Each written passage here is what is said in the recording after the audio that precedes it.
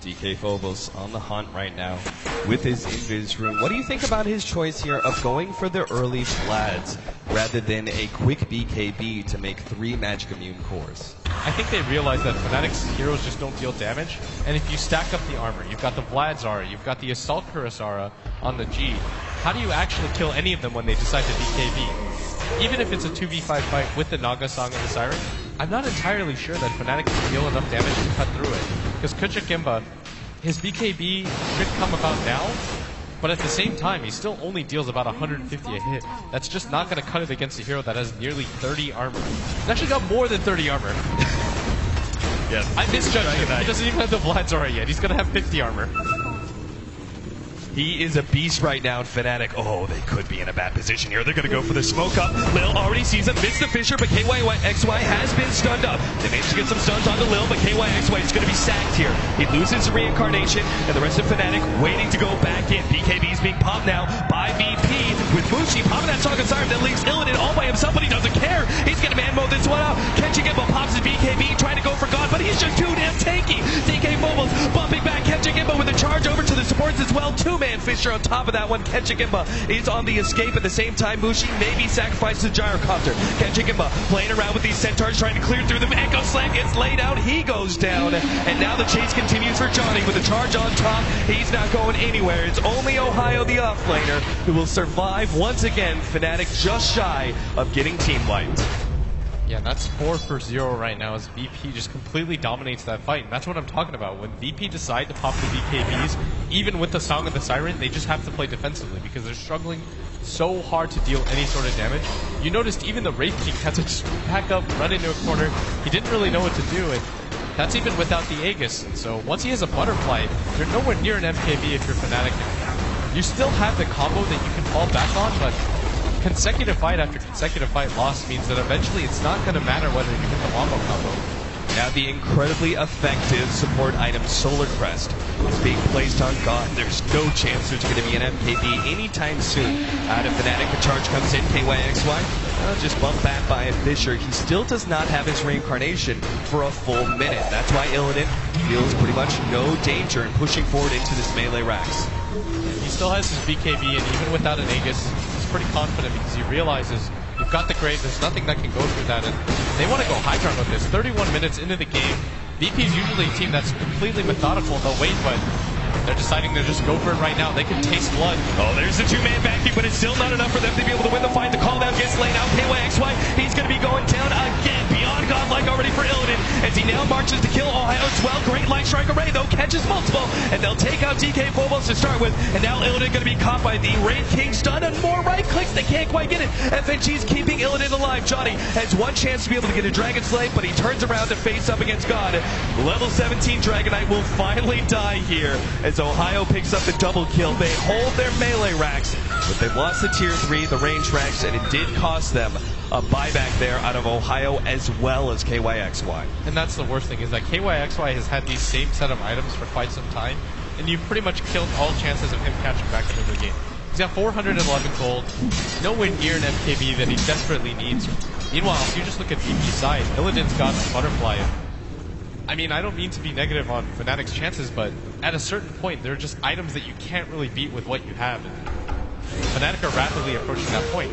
They can't take another sloppy Roche fight. They actually have to steal it, because I don't know if they can hold the high ground if there's both an Aegis and double BKBs up on both cores. And now you can't commit buybacks anymore. Now a third BKB. DK Phobos has his. Lil's got a Glimmer Cape.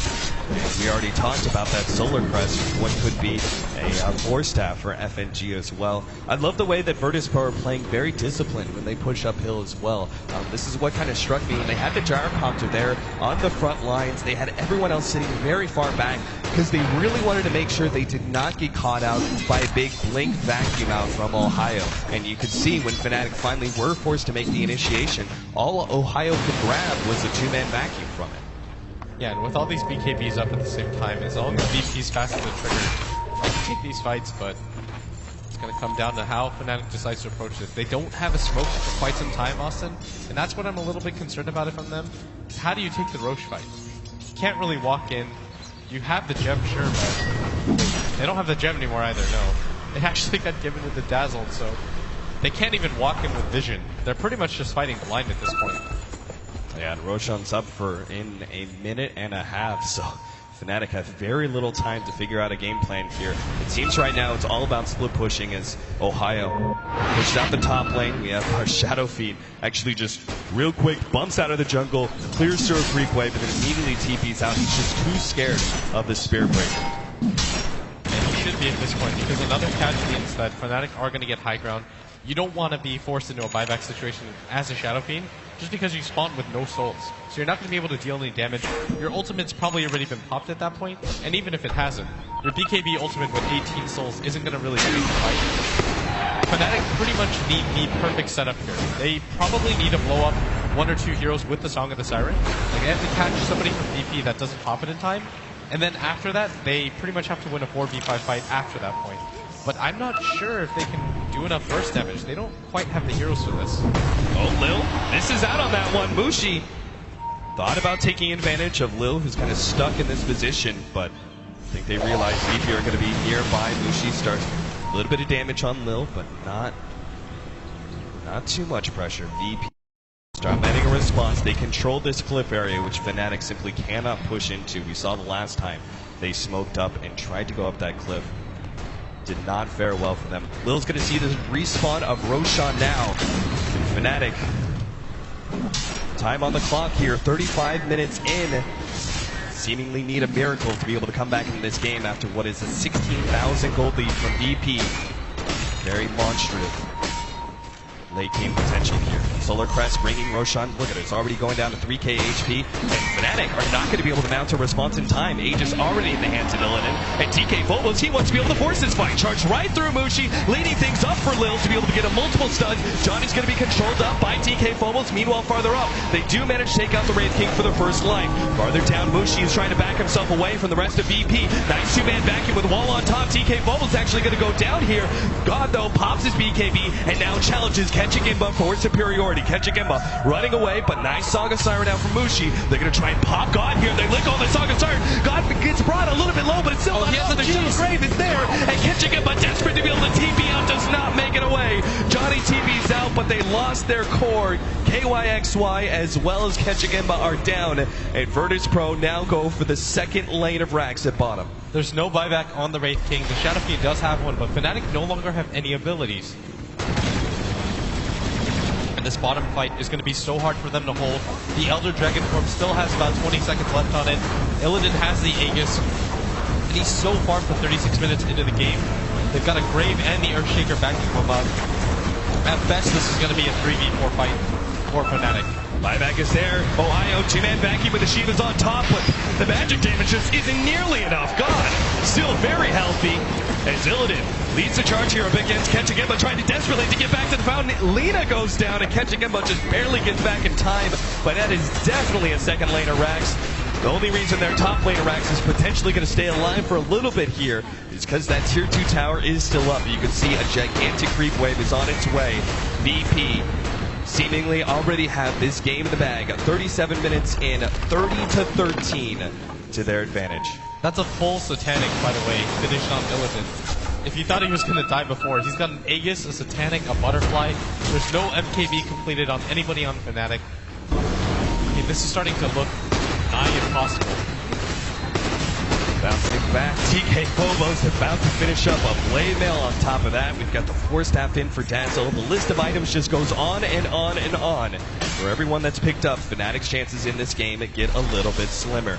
Illidan on the front lines here for this tier 3 tower. The last lane of Rax. This is do or die for Fnatic. Mushi is in an interesting position here. Gets caught out by Illidan. BKB activated. Mushi is already down and out. It's KYXY. He's going to go down as well. He does not have a buyback. The Blink Dagger picked up from Ketchigimba, but he may not have the opportunity to use it. Nice vacuum into the wall, but the ultimate just doesn't seem to do anything. Ketchigimba gets torn apart like paper. Ohio's next up, and there it is. GG, Fnatic call it. Their opportunities here at the International come to a close as Virtus Pro take them out in this best-of-1 elimination match. What a dominant performance by Virtus Pro. They don't even look phased. They're not even really, I'm sure they're happy, but it doesn't even look like that bothered them. They're like, We expected to go there, be clinical, take them apart, and that's exactly what they did. An absolutely dominant performance from them, surrendering just 14 kills in 38 minutes. Fantastic play by Virtus Pro. Congratulations to them to moving on to the top 12. At the same time, condolences to Fnatic, who worked their heart out to get here and still walk away with a decent chunk of change. Yeah, some big veterans on the Southeast Asian side.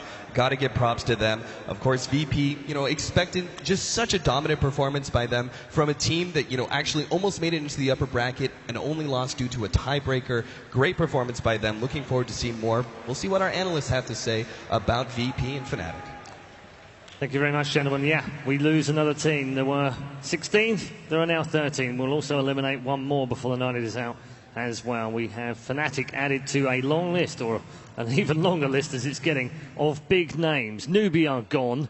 Fnatic are gone. We are losing champions left, right and centre as well, and Na'Vi are also gone. We could even lose a third by the end of the night as well. Disappointing from Fnatic, I think we can say, but actually very, very powerful show of display by Virtus Pro. Yeah, if you can count on one thing when you watch VP play, it is that they will play with absolutely no fear. And that's what you saw from that squad tonight. And, I mean, Illidan, when he is on his game, is as dangerous and as aggressive a carry player as you'll see in the game right now. Yeah, I mean, we used to see him farm really good, but now he farms and gets kills really well throughout the entire game. Just amazing to watch. Okay, we do have a quick clip of one of the key moments in the game. This is the Roshan take where they went on towards the racks as well. So, key moment in this one. They were well ahead at this point anyway. This just kind of confirmed their victory. Yeah, exactly. This was pretty late in. I think this is actually the third Roshan that we're seeing here. And the team fight here, there's no way for Fnatic to work with. They don't have enough items to deal with VP. And VP just really needed BKBs to counter it. Fnatic didn't even coordinate that well. They had another Roshan fight prior where Mushi released the Song of the Side